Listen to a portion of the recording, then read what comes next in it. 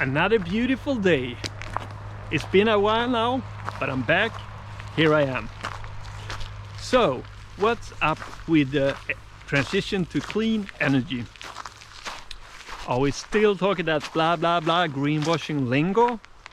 Or is the world actually walking the talk and making progress? Well, kind of. You know, all efforts and sense of urgency has obviously been shadowed by the ongoing energy crisis within Europe. And I think also we have some backlashes since the last 18 months of pandemics. Anyway, I have also consumed a lot of content around the COP26 event in Glasgow. So what's my thoughts on that one? Well, obviously we still have a lot of blah blah blahs out there, but at least sustainability has gone from being kind of a differentiator for certain companies to being a business as usual topic, and that's good. One issue though is that many companies that I see, they organize this around sustainability in kind of isolated silos, completely separated from the business, and are lacking mandates. I think that's a big mistake. I believe that you need to organize around sustainability just like innovation. It needs to be decentralized and distributed to every single individual in every single decision. I also think it needs to become kind of a peer key performance indicator next to things like revenues, gross margin, and growth. Why? Well, first of all, based on the simple fact that people will act upon how they are measured.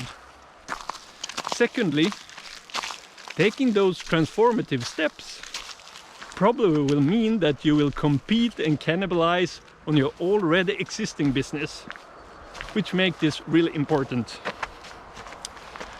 Another thing I have thought about the transition is really about the time frame and how that is kind of reasoning with the business world as well as politicians, because you know, net zero 2050 doesn't mean that we have another 28 years to change. No, it means that we need to change and accelerate change starting today. The sense of urgency is essential to kind of make this transition, but as always, it's the opportunities rather than the threats that will help us change the world. So, how are the progress going really for us? Well, recently I looked through the tracking, the International Energy Agency's tracking progress, and one could conclude that it was only 2 of the 46 kind of measured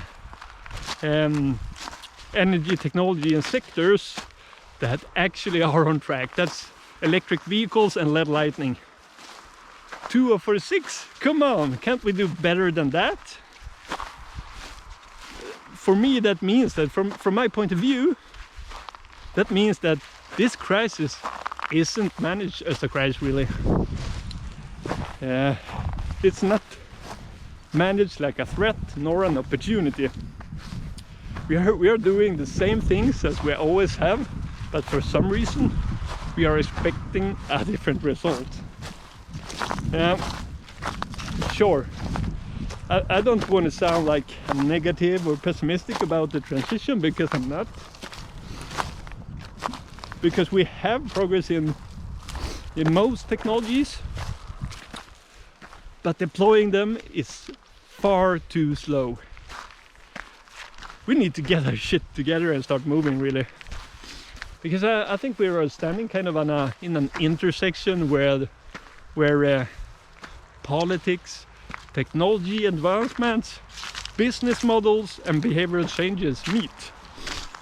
These are not verticals. They have dependencies and are all collaborative bits and pieces of the ecosystem needed to support this transition. Some other things or food for thought that I have thought about is, first of all, climate doesn't care about boundaries. It doesn't care about your company or your country. That means that we have to kind of manage climate change that way as well. It's a planetary challenge. After all, there's no business on a dead planet, right? Secondly, I believe that the energy transition is essential for where we are heading, because it's the energy sector that will enable every other sector and their ability to transform as well. And we need to be pragmatic about the energy transition. We need to take those small steps every day, but with a bigger vision and a bigger goal in mind. And after all, I believe there's massive opportunities to be captured around these topics. And talking about more closely to the energy system, I think we need to reconsider how we control and optimize going from production to distribution and consumption, because we are getting more and more energy assets out in the grid, such as controllable loads. We have electric cars, we have storages, we have micro producers such as solar. All that need to be orchestrated on a completely new level than before.